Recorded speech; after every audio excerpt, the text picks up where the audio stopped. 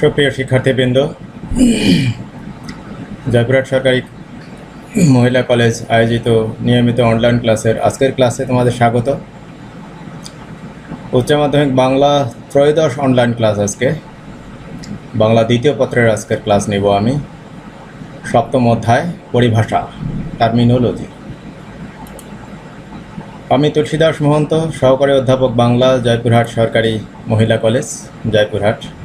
Facebook page ও YouTube channel Tulsidas Mohanta. Facebook page link এবং YouTube channel link এটা তোমরা সাবস্ক্রাইব করে রাখবে, লাইক দিয়ে রাখবে। আবার যে কোনো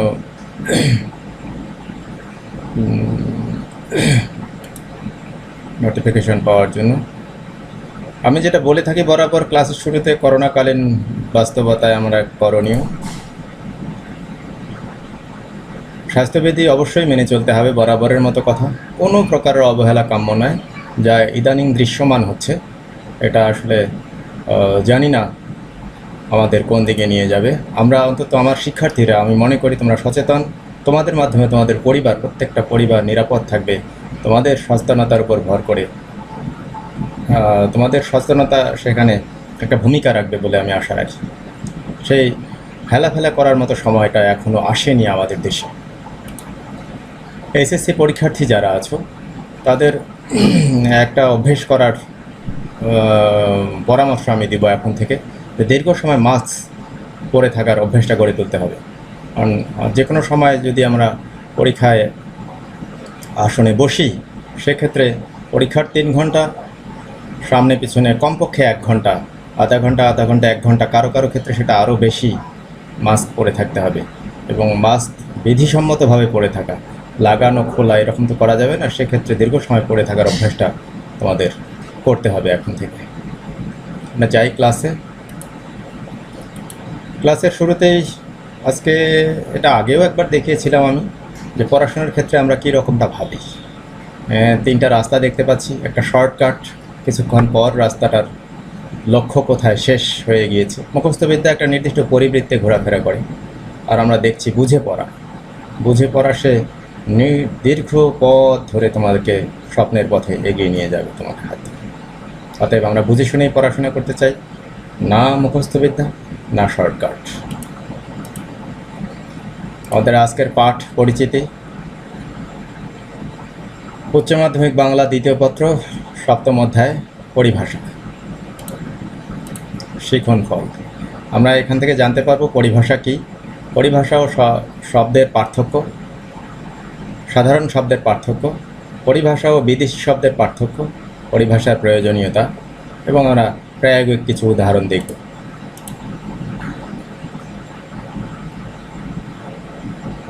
পরিভাষা, টার্মিনোলজি। আমরা প্রাথমিক আলোচনায় যাব। ভাষা বা শব্দের পূর্বে পরি উপসর্গ যোগ হয়ে পরিভাষা শব্দটি গঠিত হয়েছে। অভিধানে বা পরিভাষার অর্থ হচ্ছে সংক্ষেপার্থ শব্দ, অর্থাৎ যে শব্দের দ্বারা সংক্ষেপে কোনো বিষয় সুনির্দিষ্টভাবে ব্যক্ত করা যায়, তাই পরিভাষা। সাধারণত পরিভাষা বললে এমন শব্দ বা শব্দাবলী বোঝায় যার অর্থ পণ্ডিতগণের সম্মতিতে স্থিরীকৃত হয়েছে এবং যা দর্শন বিজ্ঞানের আলোচনায় প্রয়োগ করলে অর্থবোধে সংশয় ঘটে না। অন্যভাবে বলা যায়, সুনির্দিষ্ট সংক্ষেপার্থ সংশয়মুক্ত শব্দই হলো পরিভাষা। এটাকে যদি সহজভাবে বলি, বিশেষ ভাষা। ইংরেজি শব্দের স্বাদ, গন্ধ, বৈশিষ্ট্য, চরিত্র, সম্পর্ক, অর্থ ইত্যাদি অনুসারে বাংলা শব্দে রূপ দেওয়া হয়, তাকে পারিভাষিক শব্দ বলে। মূলত বাংলা ভাষায় ব্যবহৃত বিভিন্ন বিদেশি শব্দের সরাসরি কোনো প্রতিশব্দ না থাকায় ওই শব্দগুলোকে বোঝাবার জন্য যে সব শব্দ ব্যবহার করা হয় তাকে পরিভাষা বা পারিভাষিক শব্দ বলে। যেমন অক্সিজেন, অম্লজান, অ্যাক্ট, আইন, ফান, খামার, ম্যানেজার, ব্যবস্থাপক, বোনাস, অধিবৃত্তি, এরকম উদাহরণগুলো আমরা পাব। এ প্রসঙ্গে আমরা মুনির চৌধুরী ও মোফাজ্জল হায়দার চৌধুরী যা বলেছেন সেটা আমরা দেখে নিতে চাই। বাংলা ভাষায় প্রচলিত বিদেশি শব্দের ভাবানুবাদমূলক প্রতিশব্দকে পারিভাষিক শব্দ বলে। আর রাজশেখর বসু যা বলেছেন, অভিধানে পরিভাষা অর্থ সংক্ষেপার্থ শব্দ, অর্থাৎ যে শব্দের দ্বারা কোনো বিষয় সুনির্দিষ্টভাবে ব্যক্ত করা যায় তা পরিভাষা। আমরা বাংলা পরিভাষা নির্মাণের ইতিহাস একটু তাকাবো। 1772 সালে 15ই আগস্ট প্রতি জেলায় দেওয়ানি বিচারে তৎকালীন জেলাসমূহ, ব্রিটিশ জেলা, দেওয়ানি বিচারের জন্য দেওয়ানি আদালত স্থাপিত হয়। 1775 সালে স্থাপিত হয় কলকাতায় সুপ্রিম কোর্ট। 1797 সালে ব্রিটিশ পার্লামেন্টে একটি আইন প্রণয়ন করেন। ওই আইনের রেগুলেশন যাতে সরকার ইচ্ছামতো পরিবর্তন না করতে পারে সে ব্যাপারে একটা সুনির্দিষ্ট নির্দেশ থাকে। প্রতিটি রেগুলেশন মুদ্রিত এবং দেশি ভাষায় অনুদিত হবারও নির্দেশ থাকে। এই আবশ্যিক অনুবাদের মাধ্যমে এদেশে অনুবাদের সূত্রপাত হয়। আমরা তাহলে বুঝতে পারছি আমাদের ভাষা বিকাশের ক্ষেত্রে গুরুত্বপূর্ণ উপাদান পরিভাষার ইতিহাসের সাথে আমাদের ব্রিটিশ শাসন ওতপ্রোতভাবে জড়িত। ফলে 1776 সাল থেকে 1797-98 সাল পর্যন্ত Gentoo court ordinance of Manu, a digest of Hindu law 1776 থেকে 1798 এই প্রণয়নে সংস্কৃত থেকে ইংরেজি পরিভাষা নির্মাণের একটা গোড়াপত্তন হয় বা ভিত্তি স্থাপন হয়।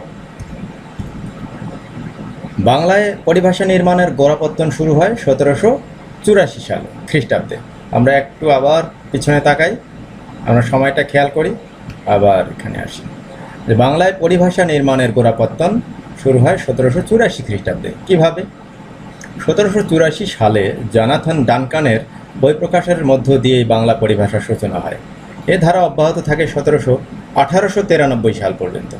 চিন্তা করো, 100 বছর, প্রায় 100 বছরের বেশি। 1894 সালে বঙ্গীয় সাহিত্য পরিষদের উদ্যোগে যা ব্যাপক পরিণত রূপ পায়। 1894 সালে স্থাপিত হয় বঙ্গীয় সাহিত্য পরিষদ, যার মাধ্যমে ব্যাপকভাবে পারিভাষিক শব্দসমূহ বাংলা ভাষায় আত্মীকৃত, বাংলা ভাষায় আপন হয়ে যায়, বাংলা ভাষায় ঢুকে পড়ে এবং তারপর থেকে ভাষা বৈপ্লবিক সমৃদ্ধি লাভ করতে থাকে। বিগত 200 বছরে বঙ্গীয় সাহিত্য পরিষদের পাশাপাশি পরিভাষা নির্মাণে অবদান রেখেছেন ব্রিটিশ ব্যাকরণবিদ হিসেবে যারা, ব্রিটিশ ব্যক্তিত্ব হিসেবে যারা, মনীষী হিসেবে যারা, ফেলিক্স ক্যারি, জন ম্যাক, উইলসন, পিয়ারসন ব্রেটন প্রমুখ। এরা ব্রিটিশ। আর অন্যদিকে বাঙালি মনীষী যারা, তাদের নাম আমি শ্রদ্ধার সাথে আবারও স্মরণ করছি। অনেকগুলো নাম, তাও নাম নিচ্ছি শুধুমাত্র শ্রদ্ধা জানানোর জন্য। এটা তোমাদের ধৈর্যসহ শুনলেই হবে, মুখস্থ রাখার বা মনে রাখার ওই রকম বিষয় নেই, কিন্তু তবুও নামগুলো শ্রদ্ধার সাথে উচ্চারণ করতে চাই।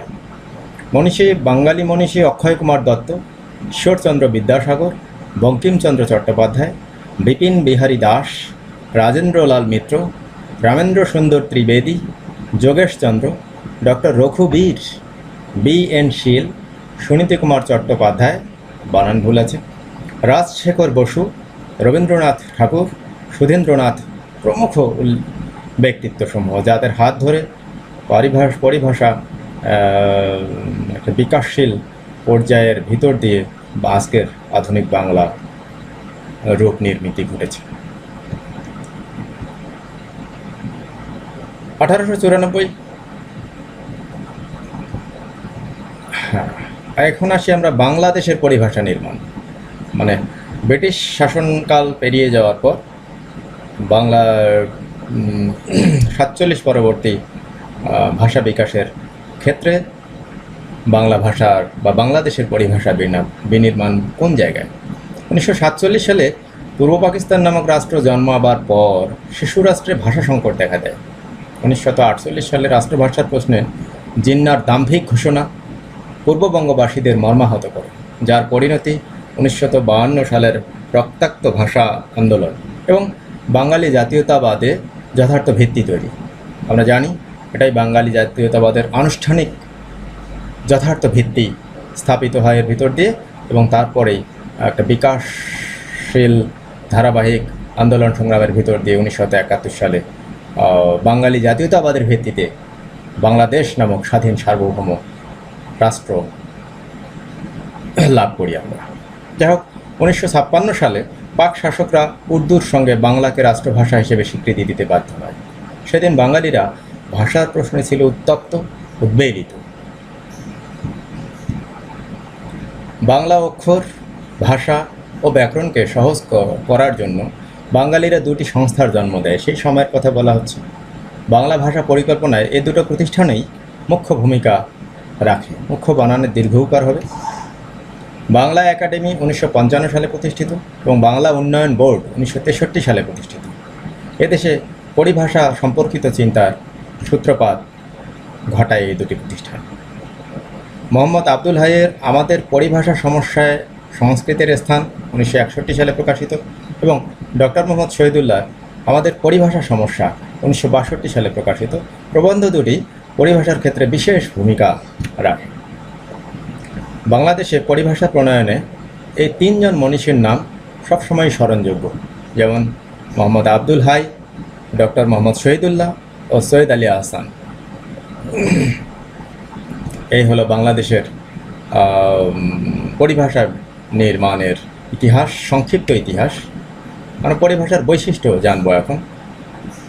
পরিভাষার 4টি বৈশিষ্ট্য আছে, যেমন সর্বজন স্বীকৃতি। পারিভাষিক শব্দটা সবার কাছে গ্রহণযোগ্য হতে হবে। 2, স্বাভাবিকতা।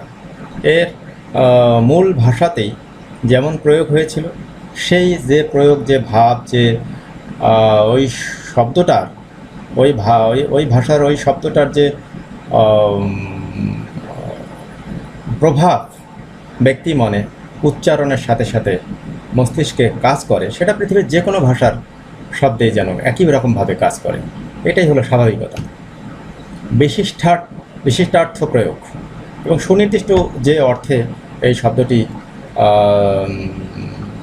প্রয়োগ হয় সেটা সমস্ত ভাষায় শব্দটা প্রচলিত হলেও একই প্রয়োগে তা ব্যপ্ত হবে। আড়ষ্টত্বহীনতা, কোনো আড়ষ্টতা থাকবে না। পরিভাষা নির্মাণের উপায়। 4টি উপায়ে পরিভাষা নির্মাণ করা হয়। যেমন পূর্ব ব্যবহৃত শব্দ এবং শব্দাংশ জুড়ে, যেমন উপাচার্য, ইংরেজি ভাইস চ্যান্সেলর, পূর্বে থেকে থাকা শব্দ এবং শব্দাংশ জুড়ে এটা নির্মিত। 2, পূর্ব ব্যবহৃত শব্দের অর্থের পরিবর্তন ঘটিয়ে, যেমন বর্ণ, অনুস্বার, রং, কিন্তু ব্যাকরণে ধ্বনি সম্পর্ক। অন্য ভাষা থেকে শব্দ ধার করে, যেমন গ্রিন, সবুজ, ফার্সি শব্দ, এর কোনো বাংলা নেই। সোজাসুজি নতুন শব্দ নির্মাণ করে, এবং সার্কেল মানে চক্র, একটা পরিভাষায় সরাসরি নতুন শব্দ নির্মাণ হয়েছে এখানে। পরিভাষার প্রয়োজনীয়তা। আমরা আসি এখন পরিভাষা আমাদের কেন প্রয়োজনীয় তা একটু জেনে নেব।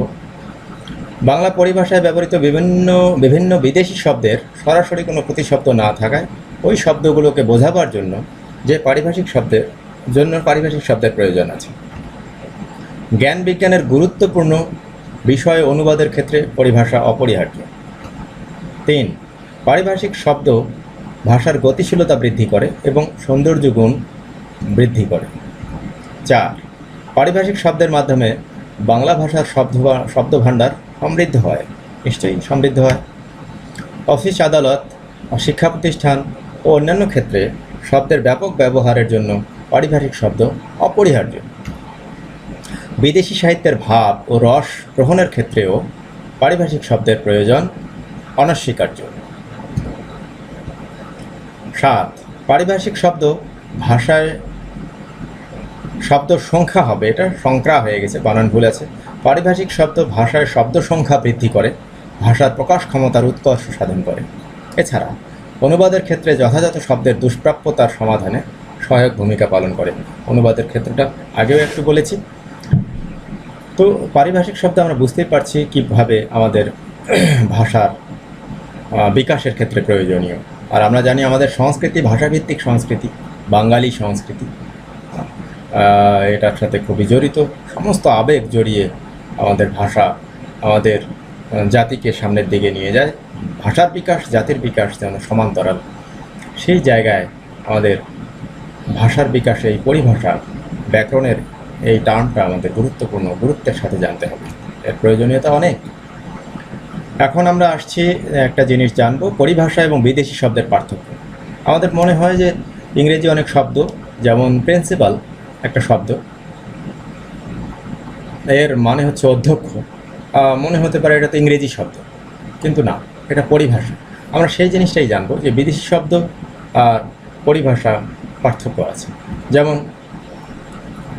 পরিভাষা ও বিদেশি শব্দের মধ্যে সাধারণভাবে কোনো পার্থক্য পরিলক্ষিত না হলেও মূলত দুটি স্বতন্ত্র বৈশিষ্ট্য সম্পন্ন। কোনো ভাষা যখন পৃথিবীর অন্যান্য ভাষার শব্দকে অনুবাদ আকারে বা যৎসামান্য পরিবর্তন করে ব্যবহার করে তখন এটিকে পরিভাষা বলে এবং শব্দগুলোকে পারিভাষিক শব্দ বলে। কিন্তু বিদেশি শব্দ হলো কোনো ভাষার মূল শব্দ, কোনো ভাষার মূল শব্দ। পৃথিবীর প্রত্যেক ভাষায় অন্যান্য ভাষা সমৃদ্ধ ভাষা থেকে শব্দ চয়ন করে নিজস্ব শব্দ ভাণ্ডারকে শক্তিশালী করে। বাংলা ভাষাও পরিভাষার মাধ্যমে বা সরাসরি নানা প্রয়োজনে বিদেশি শব্দ গ্রহণ করে নিজ শব্দ ভাণ্ডারকে সমৃদ্ধ করেছে। বিদেশি যে শব্দগুলো বাংলা ভাষায় অতি পরিচিত এবং স্থায়ী আসন করে নিয়েছে সেগুলোর পরিভাষার প্রয়োজন নেই, যেমন চেয়ার, টেবিল, এখানে স্কুল, কলেজ, এগুলো বাংলাভাষী জনগণ অত্যন্ত স্বচ্ছন্দে ব্যবহার করে, তাই শব্দগুলো এখন বাংলা ভাষার নিজস্ব সম্পদ বলে বিবেচিত। আমরা জানি শব্দ সম্ভারের উৎস সেখানে আমরা পড়েছিলাম 5 প্রকার, তার মধ্যে বিদেশি শব্দ যে শব্দগুলো কাত্যস্থ করে নিয়েছে বাংলা ভাষা, চেয়ার, টেবিল, স্কুল, কলেজ, সেরকমই। সেক্ষেত্রে এগুলোকে আমরা পরিভাষা কোনো ক্রমে বলবো না, এগুলো এখন আমাদের শব্দ, নিজের শব্দ। কিন্তু অফিস আদালত, শিক্ষা সংক্রান্ত বা জ্ঞান বিজ্ঞানের ক্ষেত্রে কিছু কিছু শব্দ রয়েছে যেগুলোর পরিভাষা করার প্রয়োজন রয়েছে। ওই যে বললাম প্রিন্সিপাল, প্রেসিডেন্ট। আমরা এখন কিছু পারিভাষিক শব্দের নমুনা দেখব, যেটার ভিতর দিয়ে আমাদের পরিভাষার ধারণাটা আরও পরিষ্কার হবে। অ্যাক্টিং বাংলা মানে হচ্ছে কার্যকরী বা ভারপ্রাপ্ত। অ্যাক্ট একটা নিজস্ব ইংরেজি শব্দ আছে, দ্য অ্যাক্টিং আর একটা ইংরেজি শব্দ আছে, কিন্তু অ্যাক্টিং এখানে যে অর্থে ব্যবহৃত হচ্ছে ভারপ্রাপ্ত, কার্যকরী, মূল ইংরেজি শব্দটার সাথে তার মিল নেই, ওইটা হচ্ছে মূল ইংরেজি শব্দ। আর এটা হচ্ছে এই অর্থে যে অ্যাক্টিংয়ের ব্যবহার, সেটা হলো পরিভাষা। ব্লু প্রিন্ট, প্রিন্ট একটা ইংরেজি শব্দ, ব্লু একটা ইংরেজি শব্দ, বাট ব্লু প্রিন্ট এটা কিন্তু ইংরেজি শব্দ নয়, এটা হলো পরিভাষা। নীল নকশা। বুক কিপিং, খেয়াল করি, হিসাব রক্ষণ, খুব সুন্দর তাই না? উদাহরণগুলো আমরা এভাবে, বায়োডাটা, জীবন বৃত্তান্ত। সিভিল ওয়ার, গৃহযুদ্ধ। সিভিল ইংরেজি শব্দ, ওয়ার একটা ইংরেজি শব্দ, দুটো মিলে এখানে যেটা আছে সিভিল ওয়ার, গৃহযুদ্ধ।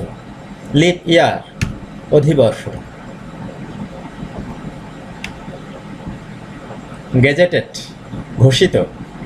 হোম মিনিস্ট্রি, স্বরাষ্ট্র মন্ত্রণালয়। ম্যানিফেস্টো, ইস্তেহার। প্রেসিডেন্ট, রাষ্ট্রপতি বা সভাপতি। পাবলিক ওয়ার্কস, গণপূর্ত। কোয়ারেন্টাইন, সঙ্গ নিরোধ। এই শব্দটা এই করোনাকালীন পরিস্থিতিতে গত 6 মাস ধরে 8 মাস ধরে 6 মাস থেকে 8 মাস ধরে গোটা পৃথিবীতে খুব বহুল ব্যবহৃত একটা শব্দ, কোয়ারেন্টাইন, সঙ্গ নিরোধ। এভাবে আমরা আরও অনুশীলন করব। আরও কিছু উদাহরণ আমরা দেখি। অ্যাব্রিভিয়েশন, শব্দ সংক্ষেপ। একাডেমিক, প্রাতিষ্ঠানিক বা শিক্ষা সম্পর্কীয়। একাডেমিক ইয়ার, শিক্ষাবর্ষ। অ্যাডমিনিস্ট্রেশন, প্রশাসন। বেসিক পে, মূল বেতন। ক্যাবিনেট, মন্ত্রী পরিষদ। ক্যাপিটাল, মূলধন, পুঁজি, কিন্তু রাজধানী নয়। এখানে একটু সুন্দর উদাহরণ, এটা খেয়াল করার মতো।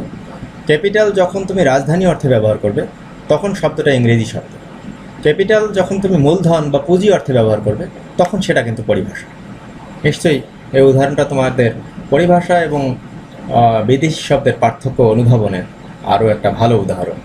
ক্লায়েন্ট মানে মক্কেল, কোল্ড স্টোরেজ হিমাগার, ডেমোক্রেসি গণতন্ত্র, ডিভিডেন্ড লভ্যাংশ, লিয়েন পূর্বসত্ত্ব, এখানে ক্রক আছে, এই শব্দটা ব্যবহার করো না তোমরা, পূর্বসত্ত্ব, লাইট ইয়ার আলোকবর্ষ, সাবসিডি ভর্তুকি, ভাইবা ভসি মৌখিক পরীক্ষা, ওয়ার ক্রাইম যুদ্ধাপরাধ। এই শব্দটা বাংলাদেশের প্রেক্ষিতে অতি সম্প্রতি তোমরা বিভিন্নভাবে শুনেছ, খুবই আবেগী শব্দ বাঙালি জাতির জন্য এই মুহূর্তে।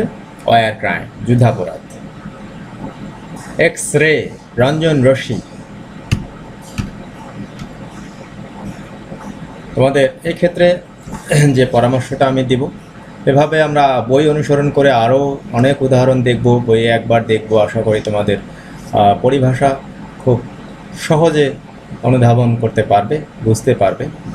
একই সাথে তোমাদের যেটা লক্ষ্য থাকে পরিভাষার ক্ষেত্রে, আমরা জানি বোর্ড প্রশ্নের 7 নম্বরের ক অংশে 7-এর কতে এই প্রশ্নটা থাকে, সেক্ষেত্রে 15টি শব্দ দেয়া থাকে, ইংরেজি পরিভাষা দেয়া থাকে, যার বাংলা অনুবাদ, বাংলা অর্থ লিখতে হয় যে কোনো 10টি 10 মার্ক, প্রত্যেকটাই 1 মার্ক, এবং এটা তোমাদের টার্গেট, এটাই তোমরা শেষ পর্যন্ত ফলো করো। সেক্ষেত্রে আমার একটা পরামর্শ হচ্ছে, সমস্ত বোর্ডের প্রশ্নগুলো গত কয়েক বছরের, কমপক্ষে 7 থেকে 8 বছরের বোর্ডের প্রশ্ন তোমরা যদি খেয়াল করো, তাহলে দেখবে অনেকগুলো শব্দই ঘুরে ফিরে রিপিটেডলি আসছে বারবার। তার মানে এগুলো তোমাদের পরীক্ষার ক্ষেত্রে তোমরা যেটা বেশি খেয়াল করো মার্কস ক্যারি করার জন্য, সেটা গুরুত্বপূর্ণ, একটু খেয়াল করলেই দেখা যায়। আমার একটা পরিসংখ্যান হলো, আমি দেখেছি 2001 সাল থেকে 2019 সাল পর্যন্ত মোট পরিভাষা বিভিন্নভাবে এসেছিল প্রায় 850 বার। 850 থেকে 900 এটা হতে পারে, কম বেশি হতে পারে, আমার পরিসংখ্যানটা 2-1টা প্রশ্ন মিসিং হতে পারে। 850 থেকে 900, কিন্তু সবগুলো শব্দকে এক জায়গায় করে নিয়ে আমি যখন দেখলাম, মোট শব্দ 380টার মতো। তার মানে 380টা শব্দ ঘুরে ফিরে বিভিন্ন বোর্ডে বিভিন্ন সময় এসছে। এই 380টা শব্দ রপ্ত করা আমাদের খুব একটা কঠিন নয়। এর অনেকগুলো, প্রায় অর্ধেক শব্দ আমরা ছোটোবেলা থেকে কোনো না কোনোভাবে জানি, যেমন প্রিন্সিপাল মানে অধ্যক্ষ, কলেজ মানে মহাবিদ্যালয়, প্রেসিডেন্ট মানে রাষ্ট্রপতি, এই শব্দগুলো আমরা আগে থেকেই পরিচিত। এভাবে আমরা দেখতে পাই যে অর্ধেক শব্দ আমরা আগে থেকেই জানি, বাকি অর্ধেক মানে প্রায় 200-র কাছাকাছি শব্দ আমরা যদি একটু মনোযোগ সহকারে প্র্যাকটিস করি, তাহলে আমাদের পরিভাষার ওই 10 নম্বর পেতে, পরীক্ষার কথা যদি বিবেচনা করি, বোর্ডের কথা বিবেচনা করি, বোর্ড পরীক্ষা, কোনো সমস্যাই থাকবে না।